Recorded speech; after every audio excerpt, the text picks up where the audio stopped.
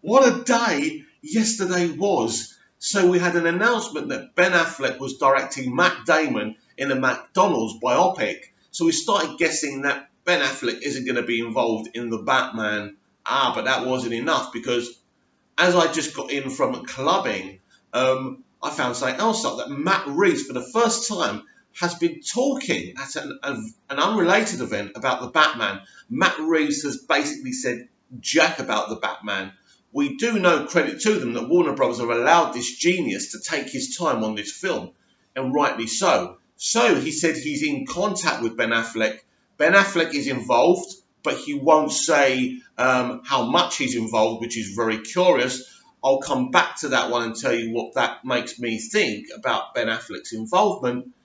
It is going to be a noir detective kind of movie, which I'm really excited about. That's a different aspect of the character and something that's never been done in live action. He's looking to start filming spring, summer 2019. Still quite a while, so he's still writing it but handing in drafts as he completes them to Warner Brothers. So this is all very, very interesting now and very exciting.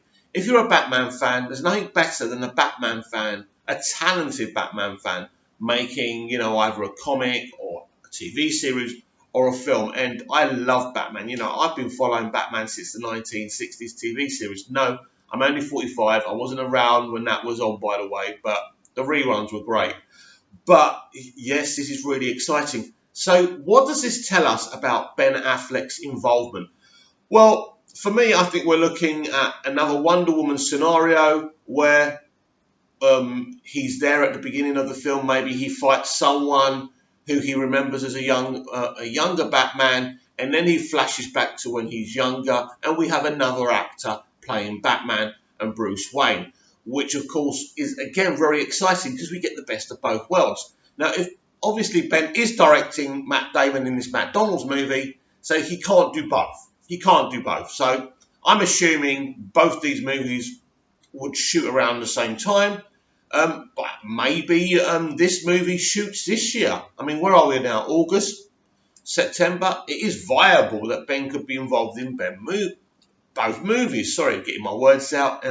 Still recovering from drinking a lot and clubbing. Sorry. But basically, I think it is viable that he's in both movies fully. But I don't think that's going to happen because I feel that we are going to get another actor playing Batman in this film. And it being a flashback is kind of the most viable option. But this could be a multiverse story. Who knows? Maybe Batfleck falls into another Earth or something like that and meets another Batman. There's so many exciting scenarios that can happen here. But I definitely think we're going to get a new actor playing Batman with Ben Affleck involved. And maybe this is the moment where we wave goodbye to Ben Affleck. They do it in a proper way. They respect him.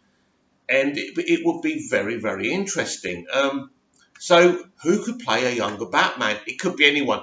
I personally have never liked this kind of thing where they get a famous guy to play Batman. Michael Keaton wasn't very... Well, for me, I'd never watched Beetlejuice. I never heard of Keaton. So he was a brand new actor. And I enjoyed his take. Val Kilmer was all right, but we knew him. He should never have been cast as Batman. George Clooney, again, a really well-known guy, should never have been Batman. Even he admits that now.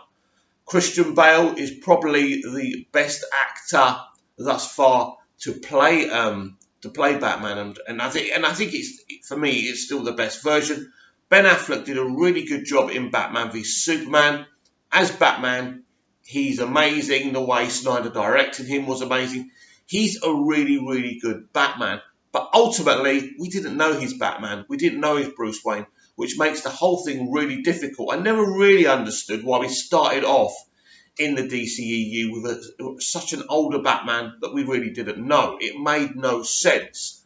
No flashbacks to his younger days. So it's going to be very interesting now that we are actually, hopefully, maybe, probably going to see a younger Batman played by someone else. Again, could be absolutely anyone. There's actually a lot of really good, well-known young actors. I mean, who, look, in difference to other superheroes, everyone wants to play Batman because He's got so many layers. He is an onion. The more you peel him, the more you find. So he's brilliant. So there's not this situation, oh, superhero, I don't want to play that. I know superhero movies are very popular, and some actors really want to play them, but I think some actors just really want to play Batman because he's so awesome. So what can we gauge from Matt Reeves' comics? Well, the fact that he's so open now shows you that you know, he's nearly completing the process, that he's very confident and comfortable about what he's doing, and there has to come a time when they're more honest about Ben Affleck's involvement. And I think him saying he didn't want to go into how much Ben's involved is very interesting and very telling, and that tells us that we are going to get a younger guy playing Batman, and he didn't deny that. He, you know, that question was put to him, but he kind of skirted around it. So there's going to come a time when they're going to have to be totally clean with us about what's going on. But this kind of stuff where it's all very intriguing is exciting to me because, first of all, we've got such a talented man writing and directing this film. And as I said a billion times before, if he gets as close to doing Batman like he did Caesar, which he really fleshed that character out, we've got something special on our hands, and there's no reason why he can't do that. He's a very, very clever filmmaker. He's a very clever storyteller. And let me give you some background on this. When they were first negotiating for Matt to do the Batman, he walked away from the talks because they wanted the film to come out at a certain time, to be done a certain way. And he said, sorry, I can't do this. They actually, to Warner Bros. Credit, went and got him back and spoke to his people and said, listen, we really want you to do this movie. We've decided that you can do whatever you want with it, whatever you want with it. So very, very, very interesting how this all started developing with Matt Reeves. But one thing you can't take away from Warner Brothers is that they went after this writer-director, this genius, from the very beginning.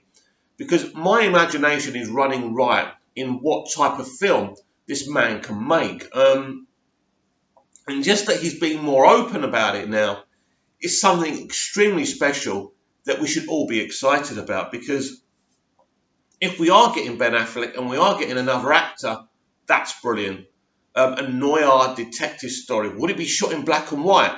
Potentially, the flashbacks probably will be in black and white. I think that's very interesting that we start off in colour with Ben Affleck, maybe fighting someone, as I said on the beginning of the video. Then maybe we go to black and white. Now, that will be very controversial as well. But again, I trust Matt Reeves. He can do anything.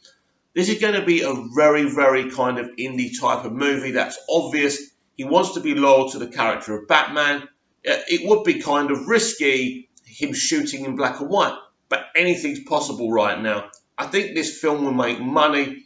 I think, you know, the critics will really, really like this film, hopefully, because they don't like many DC films. We know there is an objectification with DC and the way they do their films, and because they haven't kind of run after and pulled Marvel's pants down, apart from with Justice League, the critics don't really like them, because critics and pundits always seem to decide on successful movies that that's how all movies should be made. After The Dark Knight, they were saying all films should be dark. After the first Avengers, they were saying all films should be light and optimistic, you know. So where do you go? I think as a filmmaker, you've got to do what's right. Zack Snyder did what he did because he believed that's what was right, and that's who he is as a filmmaker. You know, Matt Reeves will go his way. You know, it's totally different now at the DCEU and DC Film. There's different things being constructed now, and it's very exciting if you're a DC fan or a fan of any of these DC characters, because these are really going to be director-run films. It's not going to be about franchises. It's not about kind of setting up kind of a franchise. It's about focusing on the films. Now, I think that's an old-fashioned way of making films, and it's the best way of making films. And, you know, the MCU might have made a lot of money, but very few of them are classic, rewatchable movies. Now, however much you love the MCU, you must admit that much.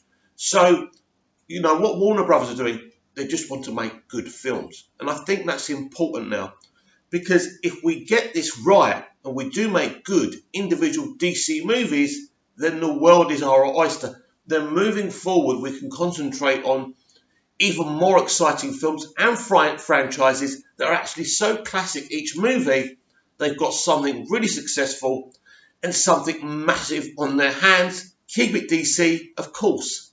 I'll be back with that big mouth.